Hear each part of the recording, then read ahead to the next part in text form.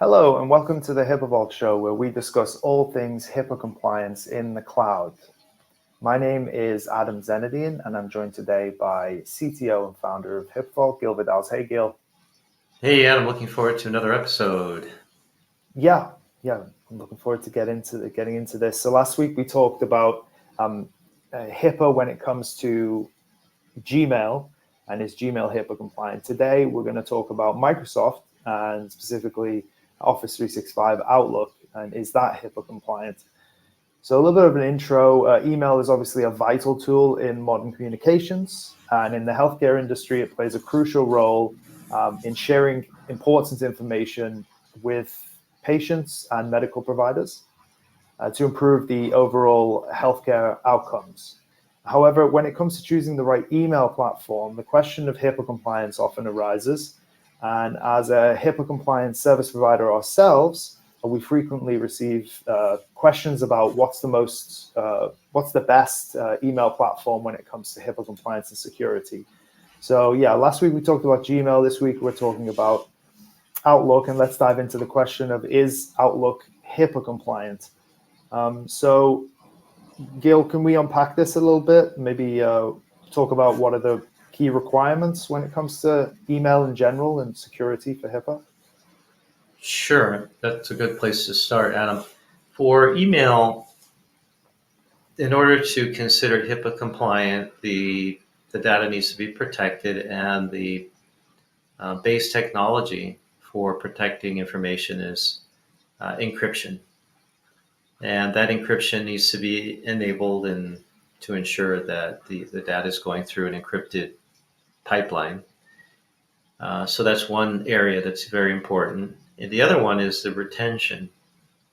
HIPAA requires that patient information be held for so many years, depending on the state you're in. So traditionally, or minimum, I'd say, is 6 years. You want to hold the data for at least 6 years. But again, check with your state regulators. But you need to have email retention policies that will retain that email long enough. And so that's another important feature. And then thirdly is the two-factor authentication to make sure that's enabled and working so that you have the adequate protection.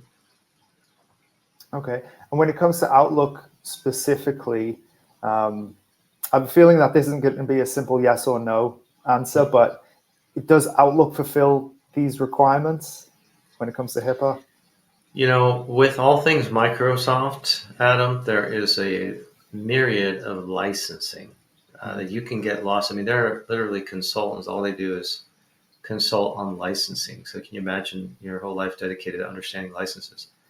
So in the Outlook and Microsoft world, they sell different levels of licenses that allow you to have different features. So there's a license that enables retention and archiving. And I think you have, do you know the name of that license, the actual name of it? Yeah, I think it's called AIP, Azure Information Protection. That's right. Okay. And that one is specific for the Yeah, it retention allows period. you to configure the retention of how long the emails are going to be archived for, and then also, handles things like it allows you to encrypt the email. Okay. Yeah. Now, on top of that, there's another license that I know that you work with all the time. So besides AIP, what's the name of the other license? The other licenses typically depend on, there's Exchange Online Archiving. That's another one. So there's AIP, which handles the security aspects, and then there's Exchange Online Archiving, which is a license for the actual, having the storage for the emails. Mm-hmm. And then the third one is basically what kind of software you're going to get. So are you just going to get Outlook on its own, or are you going to get Outlook with all the apps? Do you want Word, Excel, or do you want even more fancy apps like Power Apps and things like that? You're saying there are 3 licenses, and one of them, the last one you mentioned, doesn't seem like it has a lot to do whether it's HIPAA or not. It has more to do with what applications you have available, say in the cloud, right? Desktop. But the other 2 licenses you mentioned earlier, the AIP, Azure Information Protection, and the other one, seem pretty important. Yeah, when we're configuring these licenses, we make sure that they're included by default, regardless of what kind of apps the customer wants to use, whether it's Outlook or Word or Excel, etc. And we make sure that AIP is included for HIPAA compliance. I think it's also important to note is that when you're using an email, and this goes for Outlook, Gmail, any other email, you want to have it set up at a private domain.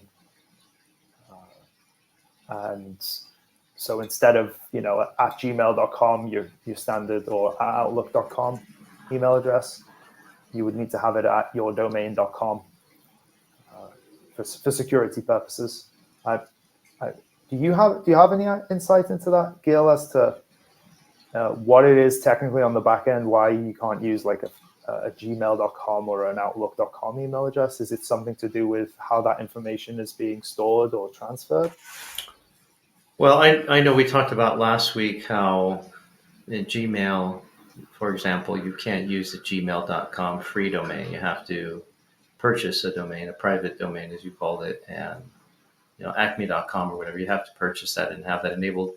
I mean, technically speaking, any domain can be made HIPAA compliant, but it has more to do with the policies of the owner of that domain. So in the case of these big companies, they decide not to, their free service is going to be limited. They don't want to provide compliance type of services.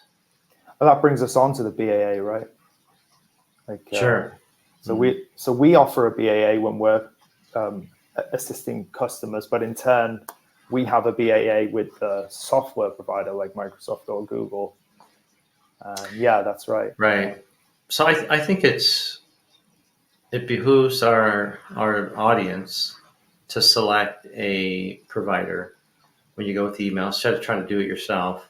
Our audiences are either healthcare developers of apps or healthcare professionals.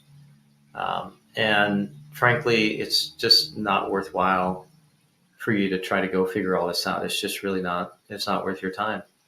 You really should pick a company and go with them because they will provide the BAA. They'll enable all the things in the back end. They're there for you as a frontline support in case something goes wrong, you have questions. So, and of course, in email, we're talking about, costs that are fairly minimal. Unlike in the cloud hosting world, that's a different ballgame. It could cost a lot more. But for email, especially a lot of customers, they just have 2 or 3 email boxes for their whole practice. And so that's a pretty small amount of money. And it's really better to go with a company that knows what they're doing. So it's just peace of mind. Right. And then on that point, to our audience, whether you're listening or watching, if you have any questions, you can reach out to us at podcast@hipavault.com. Check out our website and you can chat into us, hipavault.com, or you can tweet us at HIPAA Hosting. Gil, was there any other considerations that we wanted to mention for Microsoft specifically? Well, I think the way the encryption and protection works is flexible, and the audience should at least be aware of that flexibility. So for Outlook, it's possible to encrypt the email based on a keyword in the subject. So let's say you're writing an email, in the subject you put the word encrypt, and then you put the subject, and then you write your email. So the system will know that when it sees that keyword in the subject, it'll trigger the encryption and the protection.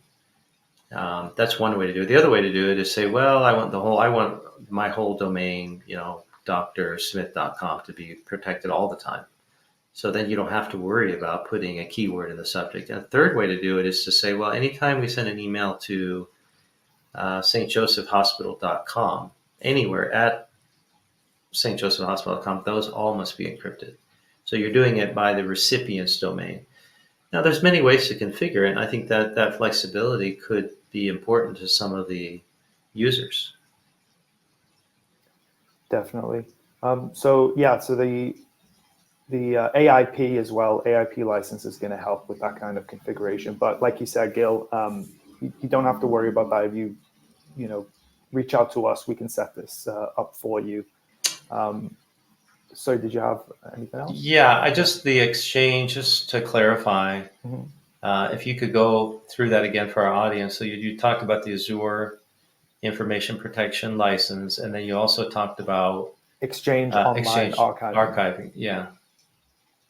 Yeah, Exchange Online Archiving is, as the name would suggest, it's online archiving for the emails that are being for your email inbox, basically. So you've got your main email inbox that stores your emails, and then you have an archive of those emails, which for HIPAA is really important. Okay. You know, if a couple of years down the line you need to reproduce some documents from a patient record, you can do that easily with the email archiving. Okay. Yeah, and it is, email sounds simple. I just get on my computer, send an email. But on the back end, there's a lot of moving parts, a lot of technology and that's the way technology is supposed to work, right? That's the whole idea about technology. It might be very complex, but when it works, it just feels right. And email is like that too. You find a good provider, and then it seems very smooth, and it just seems to work. But that's important. We want to have peace of mind in terms of that security. Absolutely. Well, I think we've covered a fair amount there as to whether Outlook is HIPAA compliant. Please make sure to subscribe, leave us a review wherever you're watching or listening. And until next time, thanks for stopping by.